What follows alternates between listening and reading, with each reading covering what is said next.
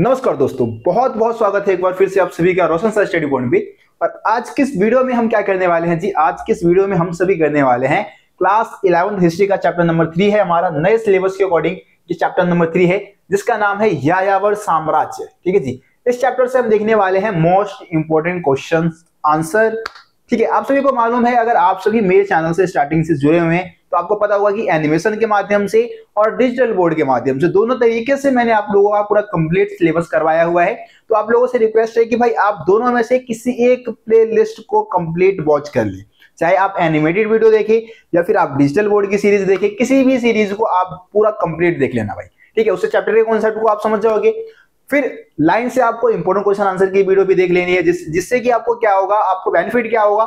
Important question answer की video देखने का बेनिफिट ये है कि आपको पता लग जाएगा कि किस चैप्टर से किस टाइप के क्वेश्चन आते हैं, है ना। उसमें क्या आंसर लिखना है, कितना आंसर लिखना है, शॉर्ट क्वेश्चन में कितना आंसर लिखना है, लॉन्ग क्वेश्चन में कितना आंसर लिखना है, सारी चीजें आपको समझ में आ जाएगा इंपोर्टेंट क्वेश्चन आंसर की वीडियो को देख के। ठीक है जी, तो चलिए फिर स्टार्ट करते हैं अपने क्वेश्चंस को समझना। देखिए यहाँ पे आप सभी देखेंगे पहला क्वेश्चन क्या दिया हुआ है। पहला क्वेश्चन दिया हुआ है कि मंगोल कौन थे और उनके जनजीवन का संक्षिप्त परिचय दीजिए, है ना जी।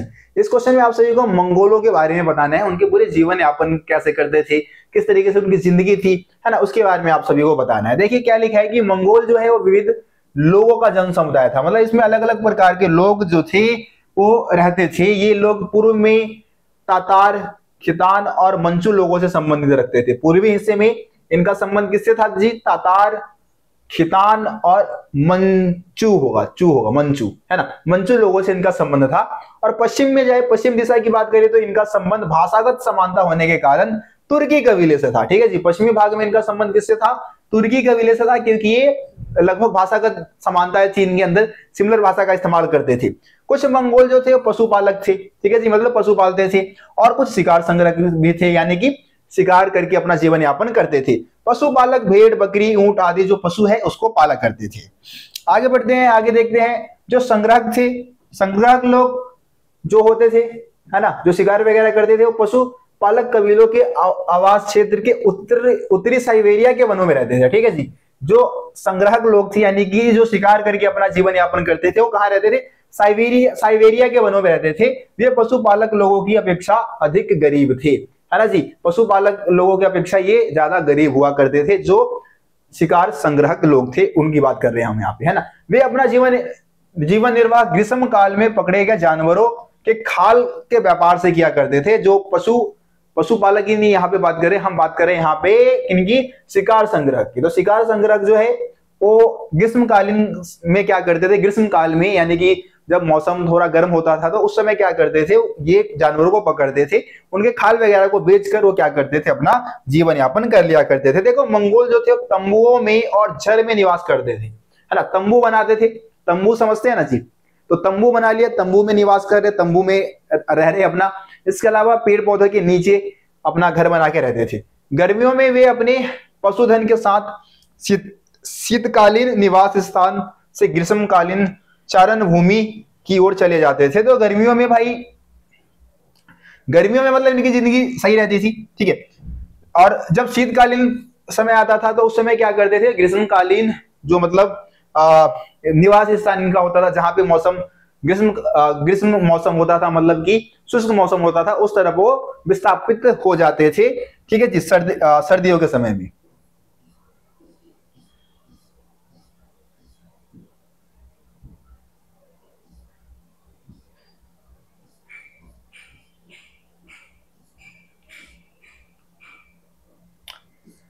अगला पॉइंट क्या दिया हुआ है भाई, मतलब अगला क्वेश्चन क्या दिया हुआ है? अगला क्वेश्चन है मंगोल कबीले के मुख्य विशेषता बताइए। ठीक है जी, मंगोल कबीले की खासियत क्या होती थी? आप सभी को पता है कि पुराने समय में, उस समय वहां के जो लोग थे, मंगोलिया के लोग थे, वो कई प्रकार के कबीलों में बटे हुए थे, है ना। जैसे चंगेज खान की बात कर ले तो क्या कबीले से था वो, है ना। तो मंगोल कबीले निर्जातीय और भाषाई संबंधों के कारण आपस में जुड़े रहते थे। मतलब इनमें जो निर्जातीय मतलब कि बहुत सारी अलग अलग जाति है या फिर भाषागत समानता है, वो के वजह से आपस में ये संगठित रहते थे। परंतु उपलब्ध आर्थिक संसाधनों के अभाव के कारण उनका समाज अनेक पितृपक्षीय वंशों में बटा हुआ था। ठीक है जी, संसाधनों की कमी थी यहाँ पे। संसाधनों की कमी की वजह से क्या था कि लोग जो थे वो पितृपक्षीय वंशों में बटे हुए थे, है ना। वह वंश परंपरा जो मतलब पिता जो है पिता से कनेक्टेड हो तो उसको हम पितृपक्षीय वंश बोल देते हैं। तो पितृपक्षीय वंशों के आधार पे कई प्रकार के वंशजों में ये बटे हुए थे, है ना। धनी परिवार विशाल होते थे, मतलब जो धनी परिवार है वो बहुत बड़ा होता था और उनके पास अधिक संख्या में पशुधन होते थे और चारण भूमि होती थी जहां पे इनके पशु वगैरह चरते थे। तो जाहिर सी बात है कि भाई जिसके पास रिसोर्सेज ज्यादा होगा उसका समाज में दबदबा होगा, है ना। तो इनका मतलब इनका दबदबा समाज में होता होगा, ठीक है जी। समय समय पर आने वाली प्राकृतिक आपदाओं जैसे कि भीषण शीत ऋतु के दौरान उनके द्वारा एकत्रित शिकार सामग्री तथा अन्य खाद्य भंडार समाप्त हो जाते थे। वर्षा न होने पर घास के मैदान भी सूख जाते थे, इसलिए उन्हें चारागाहों को की खोज में भटकना पड़ता था, ठीक है जी। मान लो कि कई बार भाई खेती अच्छी नहीं हुई और कई बार चारागाह जो है वो सूख गए। अब खेती अच्छी नहीं होगी तो भाई खाने पीने की चीजों की कमी हो जाएगी, चारागाह सूख जाएंगे तो भाई उनके पशु कहाँ चरेंगे। तो इस वजह से उनको काफी ज्यादा समस्याओं का सामना करना पड़ता था और खाने की तलाश में इनको दूर दूर के एरिया में भटकना पड़ता था, इसलिए यायावर बन गए थे ये लोग, है ना। मंगोल के लोग क्या बन गए, यायावर बन गए, ठीक है जी। ये बात समझ में आ गई। देखो आगे क्या लिखा है कि मंगोल कबीले में आपसी संघर्ष भी होते थे, पशुधन प्राप्त करने के लिए लूटपाट भी मचा देते थे भैया। तो आपस में लड़ते रहते थे, फाइटिंग होती रहती थी, मारकाट मचा देते थे ये लोग, है ना। प्राय परिवारों के समूह आक्रमण करके अपनी रक्षा करने के लिए शक्तिशाली कुलों से मित्रता कर लेते थे, है ना। कई बार जो आक्रमण करने वाले जो समूह है या फिर दूसरे मतलब जो लोग हैं अपने आप को पावरफुल बनाने के लिए, अपने आप को मजबूत बनाने के लिए जो शक्तिशाली कुल है, शक्तिशाली कुलों से के शक्तिशाली लोगों से, शक्तिशाली जो सरदार होते थे उनसे क्या कर लेते थे जी, मित्रता कर लेते थे ताकि वो भी मजबूत हो जाए, ठीक है जी। समझ में आया सबको। चलिए आगे बढ़ जाते हैं। अगला क्वेश्चन हमारा क्या आ गया जी, बहुत ही इंपॉर्टेंट क्वेश्चन है भाई, बहुत ही ज्यादा मोस्ट इंपॉर्टेंट क्वेश्चन है ये, है ना जी। फिक्स ही समझ लो भैया, फिक्स समझ लो इसको, ठीक है जी। फिक्स समझ के इस क्वेश्चन को करके जाना आप लोग कि चंगेज खान कौन था, वह मंगोलों का महानायक कैसे बना, मंगोलों का महानायक कैसे बन गया भाई चंगेज खान, ठीक है जी। देखो चंगेज खान जो है, चंगेज खान का जन्म कब हुआ था भाई, 1162 में हुआ था, 1162 ईस्वी में हुआ था। ओनोन नदी के किनारे हुआ था, है ना जी। मंगोलिया में एक नदी है ओनोन नदी, इसके किनारे इसका जन्म हुआ था। इसका बचपन का नाम क्या था जी, तेमुजीन नाम था। क्या नाम था, तेमुजीन। क्या नाम था जी, तेमुजीन, याद रहेगा। उसके पिता का नाम एसुजेई था, है ना जी। और ये कियात कबीले के मुखिया थे। इसके पिताजी जो थे वो किस कबीले के मुखिया थे भैया, कियात कबीले के। उनके पिता की अल्प आयु में ही हत्या कर दी गई, मतलब जब मतलब कम एज के थे तभी इनको टपका दिया गया, है ना जी। मतलब मार दिया होगा इनके दुश्मनों ने, ठीक है। उनकी माता जो थी, मतलब कि तेमुजीन की जो माता थी जिसका नाम क्या था, ओलोइन ईके, बहुत बेचारी ने बहुत सुख दुख करके काट के चंगेज खान का यानी कि तेमुजीन का और उसके जितने भी सगे भाई थे, सौतेले भाई थे, सबका लालन पालन बहुत ही मुश्किलों से किया भाई ओलोइन ईके ने, है ना। माताएं होती है भाई, असली योद्धा तो माता ही होती है ना, ठीक है ना। और केजीएफ का वो डायलॉग है ना कि तुमसे बड़ा योद्धा, मतलब माँ से बड़ा योद्धा इस दुनिया में कोई नहीं होता, है ना। 1170 के दशक में तेमुजीन का अपहरण कर लिया गया और उसको दास बना लिया। फिर कुछ समय बाद उसकी पत्नी जिसका नाम क्या था, बोरटे का भी अपहरण कर लिया। पहले तो भैया तेमुजीन को अपहरण किया सब, मतलब उसके दुश्मनों ने। फिर उसकी पत्नी थी बोटे, भाई ये तो बोटे को कर लिया तो भाई ये तो इज्जत में बात आ गई, है ना भाई। चलो मेरे को किसी ने मार दिया कोई दिक्कत नहीं है, लेकिन मेरी बीवी को मार दे कोई, फिर मैं बर्दाश्त नहीं कर सकता भाई, है ना। तो ये चीज भाई गलत हो गया। अब इस भाई पिंदक में आ गया चंगेज खान आ गया पिंदक में, है ना। देखो क्या हुआ, क्या किया इसने, अपनी पत्नी को छुड़ाने के लिए उसने कई लड़ाइयां लड़ी भाई। विपत्ति के इस समय में, मतलब मुश्किल के इस टाइम में बहुत दोस्त भी बनाए उसने, बहुत सारे दोस्त बनाए, जिसमें से बोगू रचू उसका सबसे प्रिय मित्र था। बोगू रचू नाम याद रखना भाई, बोगू रचू। क्या नाम बोला, बोगू रचू। तो इसका सबसे पहला मित्र था, विश्वसनीय मित्र था। एक और मित्र है जिसका नाम है जमुका कहाँ गया भाई, हाँ देखो जमुका भी इसका सगा भाई था, मित्र था, बाद में दुश्मन बन जाएगा। ये जमुका जो है बाद में दुश्मन भी बन जाता है, ठीक है जी। तो तेमुजीन ने अपने पिता के वृद्ध भाई, मतलब बड़े भाई जिसका नाम था तुगरिल उर्फ ओग खान, ठीक है। तो ओग खान से क्या किया, पुराने रिश्तों को फिर से स्थापित किया, इससे दोस्ती कर ली, ओग खान के साथ मित्रता कर ली इसने, हाथ मिला लिया, है ना। अपने गैंग में एक ये कह दो कि अपने गैंग को उससे जोड़ लिया, ठीक है जी, क्योंकि मित्रता करना भाई बहुत जरूरी है। पावरफुल लोगों से, तो यही काम उसने किया, ओक खान के साथ दोस्ती कर ली। चंगेज खान महानायक कैसे बना, देखो भाई पूरी कहानी यहाँ पे बता रखी है, महानायक कैसे बना, अपने दुश्मनों को एक एक करके कैसे हराया चंगेज खान ने। देखो तेमुजीन का सगा भाई जम्मू का, बाद में उसका क्या बन गया भाई, शत्रु बन गया, दुश्मन बन गया। 1180 से 90 के दशक में तेमुजीन ने ओक खान की सहायता से, देखो पहले ओक खान का इस्तेमाल किया इसने, ओक खान का इस्तेमाल किया, ओक खान की सहायता से जम्मू को हराया, है ना। और उसके बाद और भी उसके बहुत सारे दुश्मन आएंगे। देखो जम्मूका को पराजित करने के बाद उसका तो मनोबल भाई बढ़ गया, आत्मविश्वास बढ़ गया, मोटिवेट हो गया वो कि हाँ भाई मैं भी अब हरा सकता हूँ लोगों को, है ना। अब वह अपने अन्य शत्रुओं के विरुद्ध युद्ध पर निकल पड़ा। इसमें उसने पिता के हत्यारे शक्तिशाली तातार, कैराइट और स्वयं ओक खान शामिल था, इन सबको हरा दिया। तातार, कैराइट जो लोग, जो जन समुदाय के लोग थे, और ओक खान थे, सबको हराया एक एक करके लाइन से। सबको हराने के बाद बन जाएगा ये महानायक, ठीक है। फिर 1206 में क्या होगा जी, देखो 1206 में क्या हुआ, 1206 में उसने शक्तिशाली जम्मूका और नेमन लोगों को हरा दिया। नेमन एक अलग मतलब वंश कह सकते हो या कुल कह सकते हो, वो लोग थे, तो नेमन को हराया और जम्मूका को भी हरा दिया फिर से, ठीक है, पराजित कर दिया इनको भाई। अपने शत्रुओं पर विजय पा लेने के पश्चात तेमुजीन इस क्षेत्र की राजनीति में सबसे प्रभावशाली व्यक्ति बन गया भाई, सबसे प्रभावशाली व्यक्ति बन गया, यानी कि सबसे पावरफुल व्यक्ति बन गया।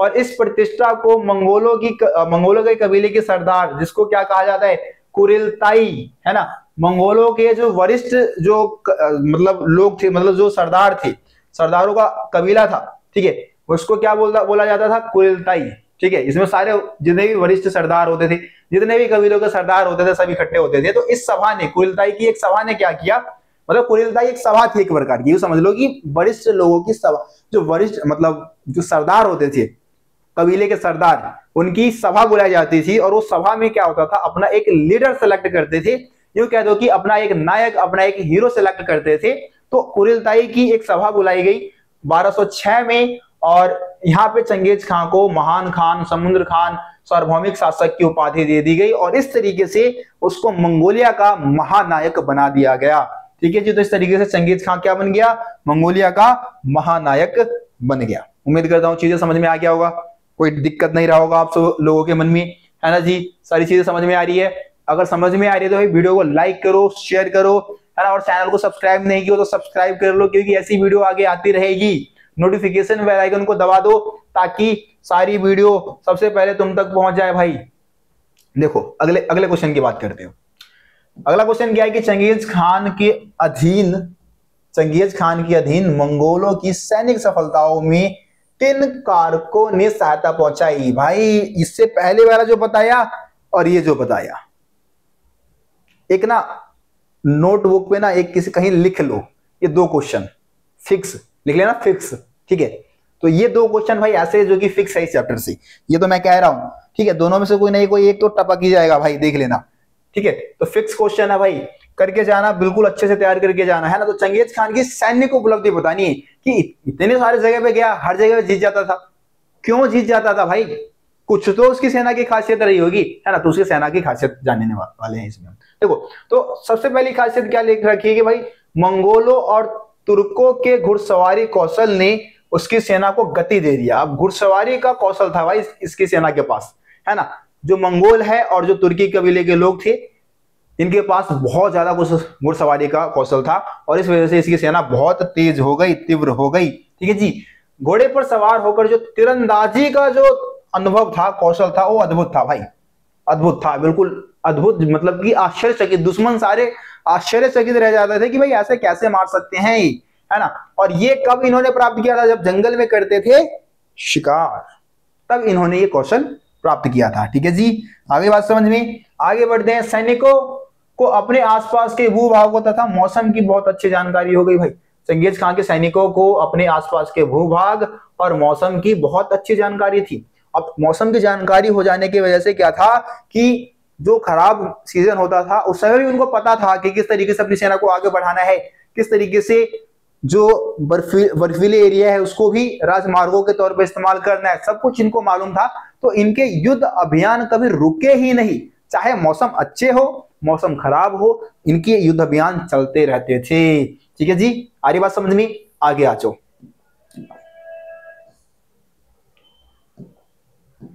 देखो यायावर लोग जो थे ना भाई, किलेबंद शिविरों तक पहुंचने में सक्षम नहीं थे। क्या मतलब इसका? किलेबंद शिविर मतलब कि ऐसे शिविर जहां पे जो दुश्मन है वो किलेबंद नगर में बैठा हुआ है, तो ऐसे एरिया में पहुंचना इनके लिए पॉसिबल नहीं था। लेकिन चंगेज खान ने घेराबंदी की नीति अपनाकर इस कार्य को सफल बना लिया। ठीक है जी, घेराबंदी की नीति मतलब कि दुश्मनों को किस तरीके से किले में है, अंदर किलेबंद शिविर में उनका दुश्मन तैनात है और उनको कैसे घेरना है, किस तरीके से घेरिए, उनको पटकी देनी है, कैसे मारनी है, सब कुछ इनको मालूम था। तो ये भी रास्ता उसने निकाल लिया था कि किलेबंद शिविर में अगर दुश्मन है तो उसको कैसे खर्चा पानी देना है। समझ रहे हो? चंगेज खान के इंजीनियरों ने हलचल उस उपकरणों का निर्माण कर लिया था, मतलब कि नफ्ता बमबारी जिसको हम बोलते हैं कि भाई धमाके होते थे, ऐसे ऐसे धमाके उछालते थे युद्ध में कि भाई दुश्मन उछल जाते थे। समझ रहे हो? तो नफ्ता बमबारी का भी आविष्कार इसके इंजीनियर ने कर लिए थे, जो कि दुश्मनों के लिए बहुत घातक सिद्ध हुआ। तो ये ऐसे कारण थे जिससे कि चंगेज खान जो है वो हर युद्ध में जीता, जहां भी गया वहां पे अपना डंका, क्या बोलते हो, डंका मचाया, लहराया, जो भी बोलना है बोल देना यार। चलो आगे बढ़ जाते हैं। आगे क्या, चंगेज खान की सेना विभिन्न जातियों का मिश्रण थी। उदाहरण सहित उदाहरण देकर स्पष्ट कीजिए। चंगेज खान की जो सेना थी भाई विभिन्न जातियों का मिश्रण थी, मतलब अलग जाति, अलग अलग वर्ग के लोग इसमें थे। क्या आप इस कथन से सहमत है? तो बिल्कुल भाई। देखो चंगेज खान की सेना की खासियत यही थी कि इसमें अनेक प्रकार की जो जातियां है उसको शामिल कर रखा था इसमें। मंगोल तथा अन्य अनेक यायावर समाजों में सभी वयस्क जो होते थे, जो स्वस्थ और वयस्क व्यक्ति है, उन सभी के लिए शस्त्र धारण करना क्या था, अनिवार्य था। आवश्यकता पड़ने पर इन्हीं लोगों से क्या बन जाता था जी, सेना तैयार हो जाती थी, सशस्त्र सेना तैयार हो जाती थी। विभिन्न मंगोल जनजातियों के एकीकरण और विभिन्न लोगों के विरुद्ध अभियानों से चंगेज खान की सेना में कई नए सदस्य शामिल होते थे। अब चंगेज खान की खासियत क्या थी कि जिन एरिया में जाता वहां के सेनापति को मार दिया या राजा को मार दिया और बाकी सैनिकों को अपने में मिला लिया कि भाई सैनिक तुम क्यों मरोगे यार, तुम्हें मरने की जरूरत क्या है, तुम्हारे से युद्ध नहीं है, तुम्हारे राजा से युद्ध था, तुम्हारा राजा मर गया, चलो तुम आ जाओ मेरे साथ। तो इस तरीके से नए सैनिक उसके सेना में शामिल होते रहते थे, है ना। ये सैनिक विविध जनजातियों से संबंध रखते थे। इससे छोटी सी मंगोल सेना एक विशाल संगठन के रूप में परिवर्तित हो गई। इसमें मंगोल सत्ता को स्वेच्छा से स्वीकार करने वाले तुर्की मूल के उर्गुर समुदाय के लोग भी शामिल थे। ठीक है जी, उर्गुर एक समुदाय का नाम है, उर्गुर समुदाय के लोग भी शामिल थे। इसके अतिरिक्त इसमें कैराइट भी सम्मिलित थे, जिन्हें अपनी पुरानी शत्रुता के बावजूद महासंघ में शामिल कर लिया गया था। तो कैराइट जो कबीले के लोग थे, चंगेज खान के दुश्मन थे, लेकिन फिर भी शत्रुता को भुलाकर इनको अपनी सेना में चंगेज खान ने जगह दे दी थी। ठीक है जी, तो इस तरीके से आपका ये पॉइंट भी खत्म होता है। चलिए जी आगे, चंगेज खान के द्वारा अपनाई गई संचार प्रणाली की मुख्य विशेषता बताइए। बहुत ही इंपॉर्टेंट है भाई, ये भी बहुत ज्यादा इंपॉर्टेंट क्वेश्चन। संचार प्रणाली, ठीक है, चंगेज खान ने क्या किया था, दूर दराज के एरियाओं पर नियंत्रण रखने के लिए, सूचनाओं को प्राप्त करने के लिए एक फुर्तीली हरकारा पद्धति अपना रखा था। उसी के बारे में इसमें आपको समझना है। तो देखो क्या लिखा है कि चंगेज खान ने एक फुर्तीली संचार पद्धति, जिसको हरकारा पद्धति बोलते हैं, उसको अपना रखा था और राज्य के दूर स्थित स्थानों से अपनी संपर्क बनाए रखता था। अपेक्षित दूरी पर सैनिक चौकियां बनाई गई थी। इन चौकियों में स्वस्थ एवं शक्तिशाली घोड़े तथा घुड़सवार तैनात रहते थे। मतलब कि एक निश्चित दूरी पे, जो भी सही लगा उस दूरी पे एक चौकी बना दी गई थी, जहां पे घुड़सवार और जो स्वस्थ घोड़े होते थे वो तैनात रहते थे, है ना।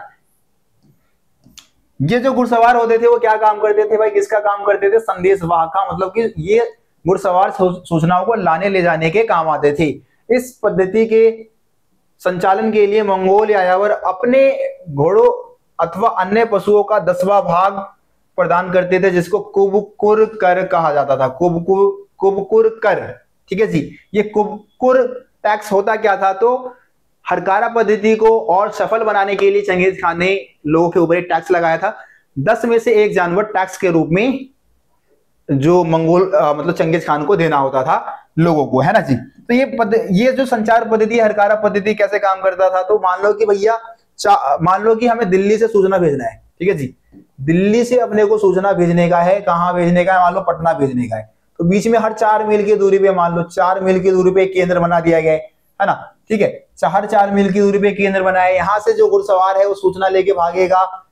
अब लगातार भाई दिल्ली से पटना पहुंचने में बहुत टाइम लगेगा, तो बीच में छोटे छोटे केंद्र बनाने जरूरी है ताकि घुड़सवार और घोड़ा थके ना। तो यहाँ से भागना स्टार्ट करेगा इधर पहुंचने से पहले। मान लो ये लखनऊ वाला चौकी है, तो लखनऊ वाले चौकी पे पहुंचने से पहले इधर वाला जो घुड़सवार होगा वो घंटी बजाएगा, और घंटी का आवाज सुनते ही यहाँ वाला जो बंदा होगा यहाँ पे भी एक घुड़सवार तैनात रहेगा, सारे केंद्रों पे घुड़सवार तैनात रहेगा घोड़े के साथ, है ना। तो यहाँ से लेके भागना स्टार्ट करेगा, घंटी बजाएगा यहाँ पे पहुंचने से पहले, इधर वाला जो बंदा है वो घंटी बजाएगा यहाँ पे पहुंचने से पहले, घंटी का आवाज सुनते ही ये हो जाएगा रेडी कि भाई अब मेरे को भागना है ना। ये फिर लेगा सूचना को, ये भागना स्टार्ट करेगा, फिर यहाँ से फिर अगला बंदा, फिर यहाँ से अगला बंदा, इस तरीके से सूचनाओं को पहुंचाया जाता था हरकारा पद्धति के माध्यम से, ठीक है जी। यायावर लोग यह कर अपनी इच्छा से देते थे, जो कुबकुर कर होता था अपनी इच्छा से देते थे, इससे उन्हें अनेक लाभ प्राप्त होते थे। चंगेज खान की मृत्यु के पश्चात इस हरकारा पद्धति में और भी सुधार लाए गए। इस पद्धति से महान खानों को अपने विस्तृत साम्राज्य के सुदूर स्थानों पर, यानी कि जो दूर के स्थान थे वहां पे भी होने वाली घटनाओं पर निगरानी रखने में सहायता मिली। तो दूर दूर के इलाकों के ऊपर आसानी से निगरानी रखा जा सकता था इस हरकारा पद्धति के माध्यम से, ठीक है जी। समझ में आ रहा है सबको? स्क्रीनशॉट ले सकते हैं आप सभी चाहे तो। चलिए जी अगले क्वेश्चन की बात करते हैं। अगला क्वेश्चन क्या है कि मंगोलों के यायावरी संगठन को चीन के साथ व्यापार क्यों करना पड़ता था? इस व्यापार ने चीन की अर्थव्यवस्था तथा राजनीति पर क्या प्रभाव डाला? ठीक है जी। तो यहाँ पे आपको बताना है कि चाइना के साथ यायावर लोग जो थे, मंगोलिया के जो लोग थे यायावर लोग, उनको व्यापार क्यों करना पड़ता था और इस व्यापार का चाइना के राजनीति पर क्या फर्क पड़ा। तो आपको पता है कि भाई जो मंगोलिया है, जो यायावर लोग हैं, उनके पास ना खाने पीने की चीजों की अक्सर कमी हो जाया करती थी। उनके पास जानवर वानवर तो होते थे, खाने पीने की अक्सर कमी हो जाती थी, है ना। तो और बहुत सारे धातुओं की कमी हो जाती थी। तो धातुओं को और खाने पीने की चीजों को लेने के लिए कहाँ जाते थे? चाइना जाते थे। लेकिन ये यायावर लोग थे हरामी भाई, क्या करते थे? लूटपाट मचा देते थे, है ना। चाइना में जाके बार बार लूट लिया और जंगलों में भाग जाते थे। अब चाइना के लोग तो भाई स्थायी रूप से रहते थे बेचारे। अब इनका कोई ठिकाना नहीं है यायावर लोगों का, जो मंगोल के जो यायावर लोग थे हमारे, है ना, इन लोगों का कोई ठिकाना नहीं है। हमारे चाइना वाले भाई एक जगह पे रहते हैं, खेती वगैरह करते हैं, तो इनका तो ठिकाना है। अब लूट के बार बार भाग जाते थे। तो इस वजह से क्या हुआ भाई, चाइना के शासकों ने चीन को दीवारों से घेरना शुरू कर दिया, है ना, ताकि ये मंगोलिया वाले आ ना सके, मतलब कि यायावर लोग यहाँ आ ना सके, है ना, खेतों को नष्ट ना कर सके, लोगों को नुकसान ना पहुंचा सके। तो ये इस तरीके से ये सारी चीजें आपको इसमें देखने को मिलेगा। एक बार रीड कर देता हूं मैं, एक बार रीड कर देता हूं मैं। चलिए देखो, हाँ, मंगोलों का यायावरी संगठन स्टेपी क्षेत्र का निवासी था, है ना। जो मंगोलों का जो मंगोल जो है वो कहाँ के स्टेपी क्षेत्र के निवासी थे, है ना, मंगोलिया के क्षेत्र में वर्ष में थोड़े समय के लिए ही कृषि की जा सकती थी। अतः मंगोलों ने कृषि कार्य को नहीं अपनाया था। भाई कुछ ही समय के लिए खेती हो सकता था, इसलिए उन्होंने खेती को नहीं अपनाया कि भाई खेती करने से उनको कोई प्रॉफिट होने वाला नहीं है, क्योंकि मौसम उनका साथ नहीं देता है। इस प्रदेश में अन्य संसाधनों की भी कमी थी भाई, बहुत ज्यादा। मंगोल जानते थे कि उनके पड़ोसी चीन की अर्थव्यवस्था जो है कृषि पर आधारित है, मतलब खेती वहां पे भैया बहुत अच्छी होती है। वे वहां से कृषि उत्पाद तथा अन्य आवश्यक पदार्थ आसानी से प्राप्त कर सकते थे। इसी कारण उन्होंने चीन के साथ व्यापार करना शुरू कर दिया भाई, चीन के साथ व्यापार किया। अब यायावर कबीले चीन से कृषि उत्पाद तथा लोहे के उपकरण लाते थे। इसके बदले वहां के लोगों को घोड़े और दूसरे जो स्टेपी क्षेत्र में पकड़े गए जो जानवर है वो दे देते थे भाई बदले में चाइना के लोगों को, ठीक है। अब होता क्या था, यूं तो ये व्यापार दोनों पक्ष के लिए लाभकारी था, परंतु क्रियाकलापों में उन्हें प्राय तनाव का सामना करना पड़ता था, तनाव उत्पन्न हो जाता था। इसका कारण यह था कि दोनों पक्ष अधिक लाभ प्राप्त करने की होड़ में एक दूसरे के ऊपर सैनिक कार्रवाई करते थे भाई। ज्यादा से ज्यादा लाभ प्राप्त करने के लिए सैनिक कार्रवाई कर देते थे दोनों ही एक दूसरे के ऊपर, है ना। मंगोल कबीले के लोग साथ मिलकर व्यापार करते थे। वे चीनी लोगों को व्यापार में बेहतर शर्त रखने के लिए विवश कर देते थे, ठीक है जी। बेहतर शर्त मतलब कि अपने प्रॉफिट के बारे में ज्यादा सोचते थे यायावर लोग और अपनी बातें मनवाने की कोशिश करते थे। कभी कभी ये लोग व्यापारिक संबंधों की अपेक्षा लूटपाट भी कर लेते थे। मंगोलों को अपने जीवन मंगोलों का जीवन अस्त व्यस्त होने पर स्थिति चीनियों के पक्ष में हो जाती थी, है ना। मतलब ज्यादातर जब सैन्य कार्यवाही होती थी तो क्योंकि चाइना के लोग भाई संगठित है तो इसका बेनिफिट उनको होता था, है ना। ऐसी स्थिति में चीनी लोग स्टेपी क्षेत्र में प्रभाव का प्रयोग बड़े आत्मविश्वास से करते थे, ठीक है। तो इनका मतलब एक तरीके से दबदबा चाइनीज लोगों का रहता था इस व्यापार में।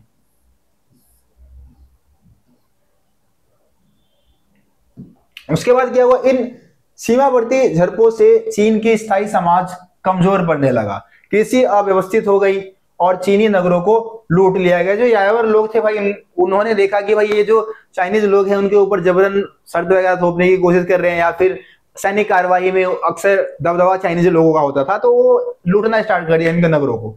दूसरी ओर यायावर लोग क्या करते थे भाई, लूटपाट मचा के दूर भाग जाते थे, जंगलों में भाग जाते थे, इससे कि उनको बहुत कम नुकसान होता था और दूसरी तरफ चाइनीज लोगों का बहुत ज्यादा नुकसान होता था। तो इस नुकसान से बचने के लिए 8वीं शताब्दी ईसा पूर्व से ही चीनी शासकों ने क्या किया, अपनी प्रजा की रक्षा के लिए किलेबंदी करवानी शुरू कर दी, यानी कि चीन की जो महान दीवार है उसको बनवाना स्टार्ट कर दिया 8वीं शताब्दी ईसा पूर्व से ही। 3री शताब्दी ईसा पूर्व आते आते तक इन दीवारों को एक करके एक रक्षात्मक ढांचा तैयार कर लिया गया। इसको हम चीन की महान दीवार के नाम से जानते हैं, ठीक है जी। तो चीन की महान दीवार क्यों बनाई गई, यायावर लोगों से बचने के लिए चाइनीज लोगों ने बनवाया था, ठीक है जी। चलिए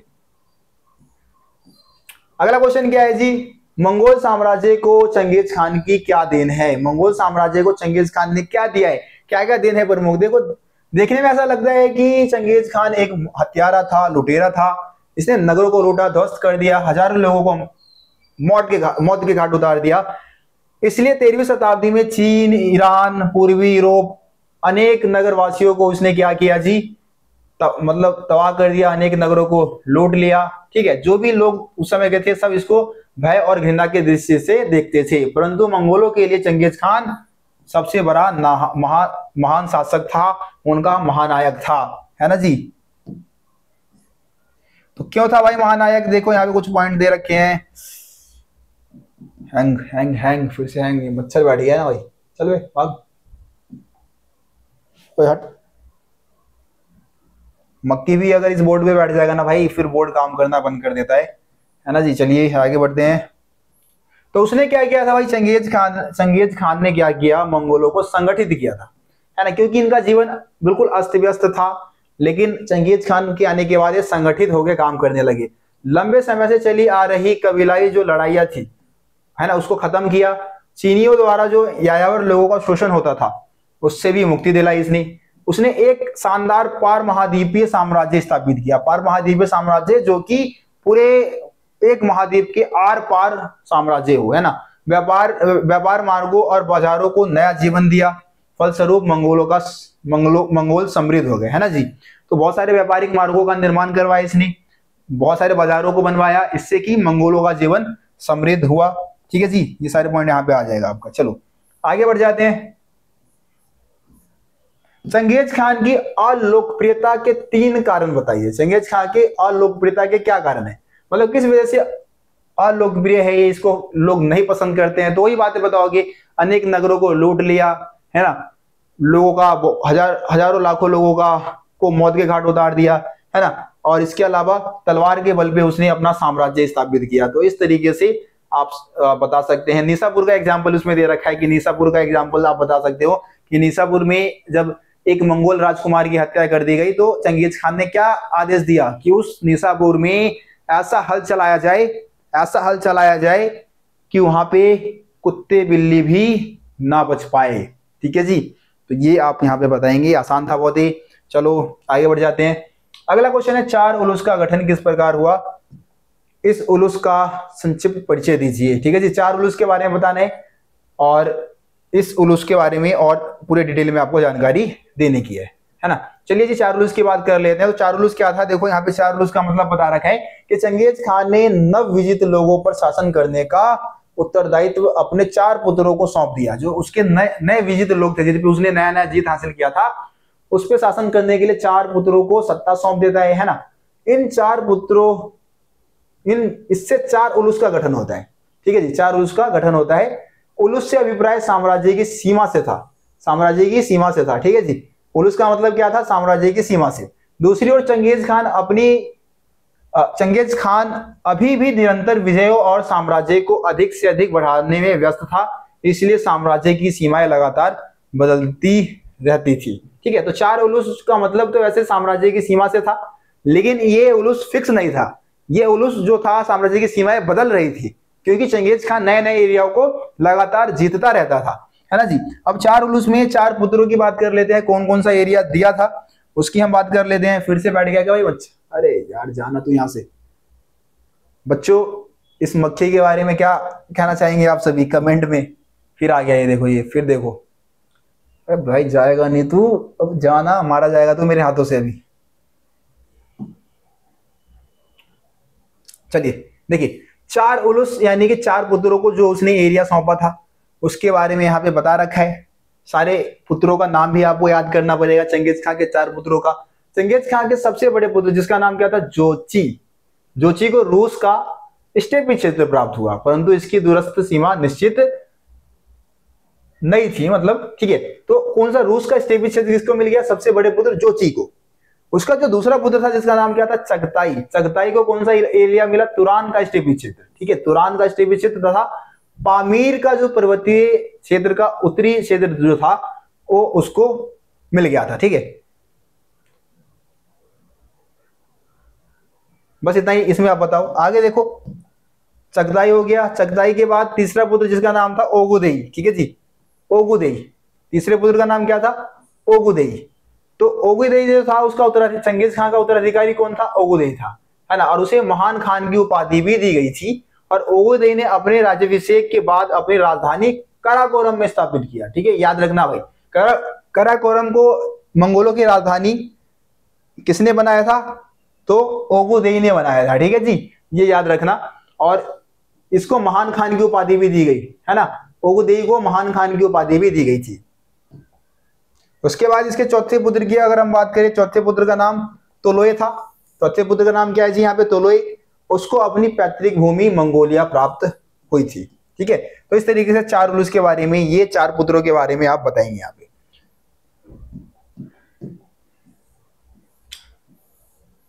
देखो, चंगेज खान का विचार था कि उसके पुत्र आपस में मिलकर क्या करेंगे, साम्राज्य में शासन करेंगे। इसलिए उसने विभिन्न राजकुमारों के लिए अलग अलग सैनिक टुकड़ियां निर्धारित कर दी, जिसको तामा भी कहा जाता है। अलग अलग सैनिक टुकड़ियां सभी पुत्रों के लिए उसने निर्धारित की थी। ये सैनिक टुकड़ियां प्रत्येक उलुस में तैनात रहती थी, मतलब उनका जो एरिया होता था, जो चारों पुत्रों का अलग अलग एरिया था, उसमें तैनात रहती थी। राज्य में परिवार के सदस्यों की भागीदारी का आभास सरदारों को परिषद में होता था। मतलब जो भी फैसले होते थे वो सरदारों के जो सरदारों की जो सभा होती थी, जो सरदारों की परिषद होती थी, कुरिलताई जिसको हम बोलते हैं, वहीं पे ज्यादातर बड़े जो फैसले होते थे वो सारे उसी कबीले में, मतलब उसी सभा में ली जाती थी। देखो आगे क्या लिखा है कि इस परिषद में परिवार या राज्य के भविष्य, अभियानों, लूट के माल को बांटने, चारागाह भूमि और उत्तराधिकारी आदि संबंधित निर्णय सामूहिक रूप से लिए जाते थे। तो कुरिलताई जो सभा है उसी में सारे महत्वपूर्ण निर्णय जो है वो लिए जाते थे। ठीक है जी, ये समझ में आएगा सभी को। आगे आ जाओ, अगला क्वेश्चन क्या है, 11वां क्वेश्चन। चीन की महान दीवार क्यों बनाई गई थी भाई, चीन की महान दीवार क्यों बनाई गई थी? तो जो यायावर कबीले के लोग थे वो बार बार चाइना के ऊपर हमला करते थे, नगरों को लूट के भाग जाते थे। तो उनके वो चाइना के लोग, चाइना के राजाओं ने सोचा कि भाई इनसे रक्षा के लिए हमें अब एक महान दीवार बना देनी चाहिए। तो इसलिए उन्होंने चीन की महान दीवार बना दिया चाइना के सुरक्षा के लिए। किससे सुरक्षा के लिए? तो यायावर लोगों की सुरक्षा के लिए, मतलब यायावर लोगों से अपनी सुरक्षा के लिए। ठीक है जी, चलो अगला क्वेश्चन क्या है, 12वां क्वेश्चन क्या है हमारा। 12वां क्वेश्चन दे रखा है कि चंगेज खान सिंधु नदी से मंगोलिया वापस लौटना चाहता था, परंतु उसे अपना विचार क्यों बदला? जब वो, मतलब एक राजा था, राजा का नाम मेरे को याद नहीं, उसको पीछा करते करते आ गया था सिंधु नदी तक। ठीक है, तो सिंधु नदी होते हुए, भारत होते हुए वो जाना चाहता था अपने देश, लेकिन वो फिर भारत क्यों नहीं आया? इसके पीछे क्या कारण है? भारत ना आने के पीछे उसका क्या कारण था? ठीक है, तो गर्मी बहुत थी भाई इधर, देखो इंडिया वाले एरिया में गर्मी बहुत थी एक तो। ठीक है, जैसे मंगोलिया से आया था, इधर आप इंडिया देखेंगे, ठीक है, इधर हमारा प्यारा इंडिया है, ठीक है, यहाँ पे आप देखेंगे इधर सिंधु नदी बहती है, तो पूरा ये एरिया यहाँ तक आ ही गया था वो। फिर यहीं से वापस जम्मू कश्मीर होते हुए वापस लौट गया, अंदर नहीं घुसा। ठीक है, तो इसके पीछे ये कारण था कि गर्मी बहुत थी, और जहां से वो आया था वहां पे हमेशा सर्दी रहता था भाई, है ना, ठंडे ठंडे मौसम से आया था वो। प्राकृतिक आवास में कठिनाई, मतलब प्रकृति जो है वो भी उसका साथ नहीं दे रहा था, क्योंकि ऐसे एरिया ऐसे मौसम में रहना उसके लिए सही नहीं था। और उसके पैगंबर ने क्या किया भाई, अशुभ संकेत दिए थे, उसके पैगंबर ने अशुभ संकेत दिए थे, इस वजह से वो भाग गया, आया नहीं इंडिया में। इंडिया में आता तो तहलका मचा देता भाई। बस खत्म ही होने वाला, आखिरी क्वेश्चन है। देखो अगला क्वेश्चन क्या है कि मंगोल सेनाओं को मिस्र के हाथों पराजित क्यों होना पड़ा। जो मिस्र में मंगोल की सेना थी वो क्यों हार गई थी, ठीक है। तो मंगोल शासक चीन में अधिक रुचि लेने लगे थे, उनका रुचि चीन को जीतना था, है ना, और मिस्र की तरफ आता उन्होंने अपनी सेनाओं को मंगोल साम्राज्य के मुख्य भागों की ओर भेज दिया था। मिस्र में केवल एक छोटी सेना सैनिक टुकड़ी भेजी गई थी, एक छोटी सेना वहां पे पहुंची थी। इसके परिणाम स्वरूप मिस्र में मंगोल की सेना को हार का सामना करना पड़ता है। तो बस यही था, ठीक है। तो ये सारे इंपॉर्टेंट क्वेश्चन थे इस चैप्टर की। उम्मीद करता हूं आप सभी को सारे क्वेश्चन समझ में आ गया होगा, किसी क्वेश्चन में अब डाउट आपके नहीं बचा होगा, ठीक है जी। तीसरे चैप्टर का हमने करवा दिया है, तीसरे के साथ साथ हमने दूसरे चैप्टर का भी, दूसरे चैप्टर की पीडीएफ आपको दिख रही है, ठीक है, इसका भी करवा दिया है। बस आप सोशल मीडिया पे मेरे को फॉलो करिए, रोशन सा स्टडी पॉइंट के नाम से इंस्टाग्राम आईडी है, और टेलीग्राम पे पीडीएफ वगैरह जो भी मिलना है आपको टेलीग्राम पे मिल जाएगा। तो टेलीग्राम चैनल को भी जरूर से जरूर सब्सक्राइब कर लेना, ठीक है जी। रोशन सा स्टडी पॉइंट के नाम से टेलीग्राम पे अपना चैनल है। और बाकी यहाँ पे तो आपको पीडीएफ मिल जाएगा, जो भी चैप्टर की पीडीएफ है। बाकी आप इंपोर्टेंट क्वेश्चन आंसर के साथ चैप्टर की पीडीएफ को चाहते हैं एक साथ लेना, तो उसके लिए आपको परचेज करना पड़ेगा। डिस्क्रिप्शन में लिंक दे रखा है, वहां पे कुछ पेमेंट करके आप हमारी इस पीडीएफ को परचेज कर सकते हैं, है ना, जिसमें नोट्स के साथ साथ इंपोर्टेंट, अभी तो इंपोर्टेंट क्वेश्चन आंसर फॉर्म में ही है, लेकिन मैं उसमें नोट्स, चैप्टर के नोट्स और प्लस में इंपोर्टेंट क्वेश्चन आंसर दोनों को मर्ज कर दूंगा, ठीक है। बहुत जल्दी वो काम हम कर लेंगे। तो आज के इस वीडियो को यहीं पे समाप्त करते हैं, मिलते हैं आप सभी से अगले वीडियो में। तब तक के लिए जय हिंद, जय भारत। आप सभी अपना ख्याल रखें, धन्यवाद।